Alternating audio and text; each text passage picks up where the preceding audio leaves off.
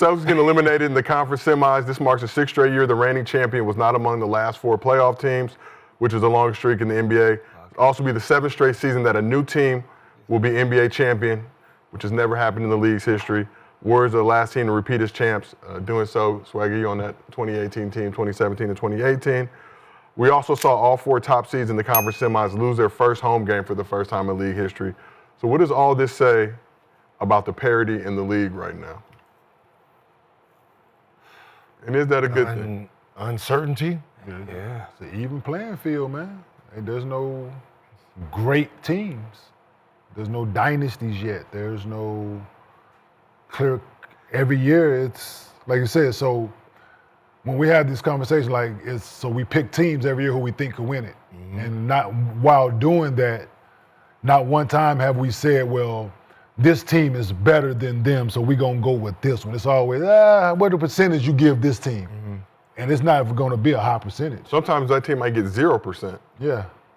I mean, we had Boston repeating. Yeah. You know, like we did. At least getting them. Just like, yeah, we putting themselves in a position when, but you can't. They were the clear, starting off the year, bringing everybody back, they were the clear favorite, right? OKC win it.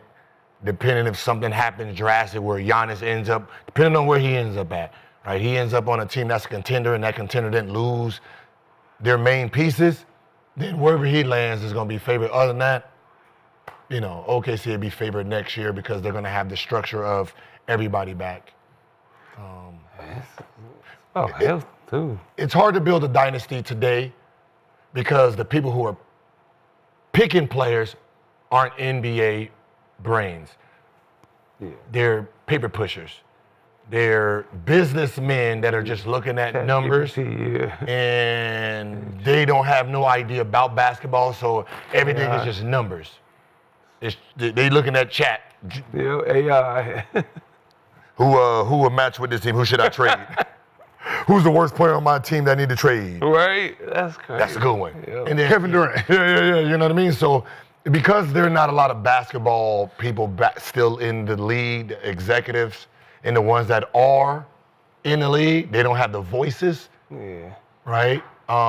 Where, you know, in Philly, you got Elton Brand, but you got Morey in front of him. Oh, okay. All right. Right? You know what I mean? There's entities where their metrics is paper metrics. It's not basketball metrics. So you can see why OKC is successful and he know what he's doing because the people that he's going up against is stupid. And he's been there for 18 years. He's been there for 18 years, right? So he's old basketball. So he's not they're not recycling the GM because he has a successful track record. He said, you want Paul George? Who you want? Hey, you want Shea? Nah, you can have him. Okay, can I get like 9 picks with it? I'm giving you Paul George. Sure. Sold. Shea, get your ass over here before they figure out what I just did. You know what I mean? That's what's going on right now. So, you know, Rudy Gilbert, you know, coming to Minnesota for 400 picks. You know what I mean? This shit, eventually that's going to pan out over there if they just got somebody smart. So, if there's going to be a dynasty, it's going to be in a few markets that got old GMs, old basketball thinking minds, and they haven't went to the businessman motto. And do you feel like the Thunder have the best chance out of all those teams to be that next dynasty in the league? Next? I mean, you know, you still got Boston. You're still going to have... Well, staying healthy, too. Yeah. That's you're still going to have... But the way that the situation is shaping out, and obviously they're going to have to pay some of these guys down the road, and that's going to present some issues in itself, especially with this new CBA, second apron, all these things that punish. Okay, listen, I get that. Now, you're going to have to figure out the English language and how to translate it. What does investing in the team, what is that? Because that's a loophole because you can invest as a player into the franchise now, right? In this new CBA. You can? Yeah. There's something about I haven't read. I'm not Remember going. the Warriors? They went over the cap But with the way this new second apron structure is in terms of being able to build a team around that, like they were able to do that and find loopholes and find ways around it. Obviously, they could pay as much as they want in luxury tax. Invest back in the team. Yeah, there's something If with you're the, willing to. But you see the Suns that tried to do that and obviously took a massive L doing it. Celtics are on the precipice of having to do that as well. We have to make some tough decisions. so that's what I said. Thunder have a little bit of wiggle room, I believe, like next season after They that. got 2 seasons, right, before it But all then really it's like, kicks yeah. in. Yeah. Then it's Oh, well, get the best of it. time to break the bank. How much are we going to luxury tax? And you talk I about want to know what that you got to break down what that, because that's a part of the new CBA, right? If you can get 2 out of 3, that's Something cool. investing in a team. I mean, the way these franchises going up, once you already hit your first max, you can be a partner. It's like investing in a company, Yeah. right? You can either give me cash, or you can give me Equity. You can give me equity, give me stocks Yeah. give me equity within the company. So And we're going to see, obviously, in years past, I've heard the stories about some of the under the table movements to get players to quote unquote take less bread. As I'm gonna tell Off you the right salary now. cap. I'm gonna tell you right now. If I'm Lakers, I'm Bron or Luka, right? Bron, you don't need the money, right? I owe you how much? 3 years? The 300? Yo, shit, what? 190 something? Invest it all into the Lakers organization. At some point it's gonna be worth, damn near double from now. And his numbers off the books. Luka, what you talking about? So do you You talking about now? You talking about later? Because later this month, I'm LA. At some point in life, this bitch gonna be worth whatever, right? 20 billion is gonna be worth something, and this is what your money will look like then. I didn't know you could. If you can do that, this is gonna be a way different landscape. I know they mentioned it, so I don't know So how I'm reading it, so it works. I don't know if it's 100% accurate, but ability for NBA players to invest in NBA and WNBA teams. However, players can only own a minority share not exceeding 5% So all it through comes an to is NBA calculations. approved investment fund. Yeah, all it comes to calculations, but the fact that you can take some of your money off your books and put it into a business, All right. that all I see is Boston, LA, New York Knicks changing the game. Yeah, Or in that's all. Clippers. And Clippers. And that's kind of my whole thing. This new CBA seems like it was a lot of push from the small markets to level the playing field, punish the quote-unquote big spenders. But big bank usually runs this thing, right? So that's what I'm saying. We're going to see at some point, like the NBA is essentially getting what they want with these 2 small market teams playing in the finals, right? But like we're saying, viewership standpoint, Man, at the end. it's not going to kill you 1 season, Yeah. 2 seasons to do this, but as you look ahead to even that next TV deal down the road, you can't have 7, 8 straight finals of small market teams with the numbers not At the doing end what of the they're day, doing. man, if you the plug, there's only so much product you can give to a motherfucker in Ohio. Okay? Yeah. I need my New York, I need my LA plug there, you know what I mean? You talking about you need video. Yeah. Let me give you this 5, man. Hey, go ahead and take these 5, man, and get on my business. Man, other than that, man, that product going to the big market, no matter how you try to trick the system, no matter how you try to finagle it, because I can tell you right now. Who is you off with the ace? Huh? Who is you off with the ace? This is that one. This is that one. This is that one. Who is you Hey, off with man, the ace? listen, the biggest drug dealers came from what city? Let me dry out What here. cities, man? We dry out here in these streets. I can tell you what's motherfucking Montana. I can tell you that damn show. New York, LA, Miami, Kingpins. Yeah. Other than that, it's local ass drug dealers. Boy, you better take these local ass pounds and shut the fuck up. I don't want to hear, listen, moving forward, I don't want to hear shit from Indiana in the next 10 years, nor OKC. In the next 10 years, we done did what we needed to do for y'all. Think about it. From the play-in to this. What was the play-in game? Milwaukee and...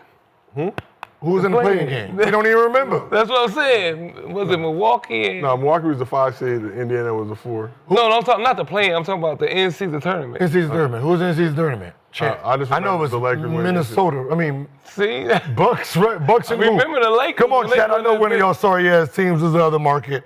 They remember when the It was Lakers won. it was Bucks and who in the in season.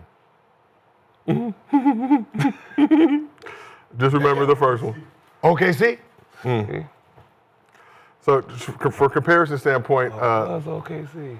the 2023-24 in-season tournament, which the Lakers won first in-season remember tournament when they championship, played? hardest in the history of the league, had 4.58 million viewers. This past season, Thunder Bucks, 2.99. And they was playing Indiana. Which is Remember crazy when because they those two played, right? teams, Look, you remember when they played and who they played. the last two, yeah.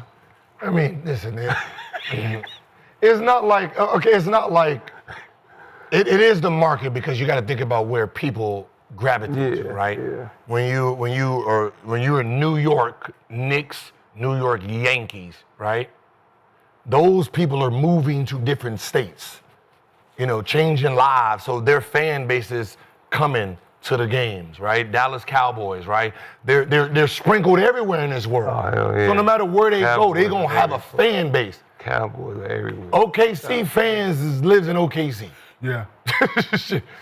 You know what I mean? So they ain't traveling far, right? So when these two games is going on, majority of the people that's watching it, that's states. Yeah.